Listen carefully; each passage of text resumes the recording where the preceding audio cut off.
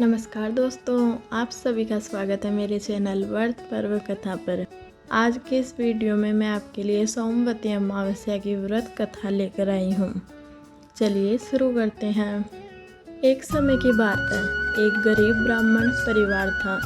उस परिवार में पति पत्नी, उसकी एक पुत्री रहती। उनकी बेटी समय के गुजरने के साथ साथ धीरे धीरे बड़ी होने लगी।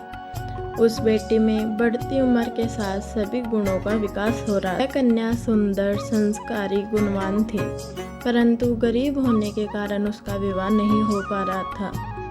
एक दिन उस ब्राह्मण के घर एक साधु महाराज पधारे।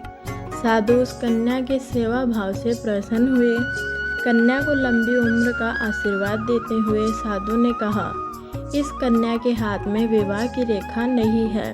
तब ब्राह्मण दंपत्ति ने साधु से इसका उपाय पूछा। कन्या ऐसा क्या करे कि उसके हाथ में विवाह योग बन जाए। साधु महाराज ने कुछ देर विचार करने के बाद अंतर्दृष्टि में ध्यान करके बताया, कुछ ही दूरी पर एक गांव में सोना नाम की एक धोबिन महिला रहती है, अपने बेटे और बहू के साथ, जो बहुत ही आचार विचार और संस्कार संपन्न है और पतिपरायण भी है। यदि यह सुकन्या उस धोबिन की सेवा करे और वह महिला इसकी शादी में अपने मांग का सिंदूर लगा दे तथा उसके बाद इस कन्या का वैधव्य योग मिट सकता है। साधु ने यह भी बताया, वह महिला कहीं बाहर नहीं जाती। यह बात सुनकर ब्राह्मणी ने अपनी बेटी से धोबिन की सेवा करने को कहा।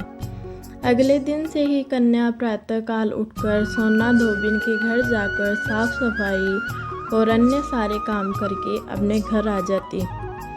एक दिन सोना धोबिन अपनी बहू से पूछती है कि तुम सुबह ही उठकर सारे काम कर लेती हो और पता भी नहीं चलता।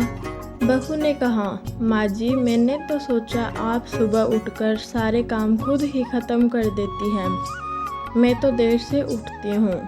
यह सब जानकर दोनों सास बहू घर की निगरानी करने लगी कि कौन है जो सुबह ही घर का सारा काम करके चला जाता है।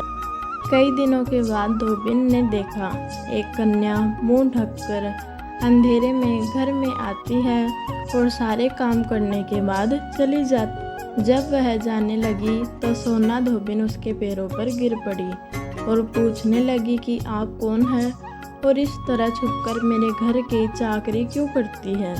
तब कन्या ने साधु द्वारा कही गई सारी बात। सोना धोबिन पतिपरायण थी और उसमें तेज था। वह तैयार भी हो गई। सोना धोबिन के पति थोड़ा अस्वस्थ रहते थे। उसने अपनी बहू से अपने लौट आने तक घर पर ही रहने को कहा। सोना धोबिन ने जैसे ही अपने मांग का सिंदूर उस कन्या के मांग में लगाया, सोना धोबिन का पति मर गया। उसे इस बात का पता चल गया। वह घर से निराजल चली थी, यह सोचकर कि रास्ते में कहीं पर पीपल का पेड़ मिलेगा तो उसे भंवरी देकर और उसकी परिक्रमा करके ही जल ग्रहण करेगी। उस दिन सोमवती अमावस्या थी। ब्राह्मण के घर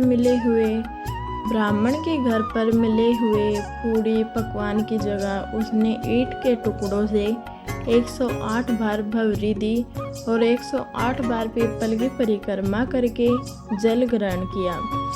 ऐसा करते ही उसके पति के मृत शरीर में वापस जान आ गई।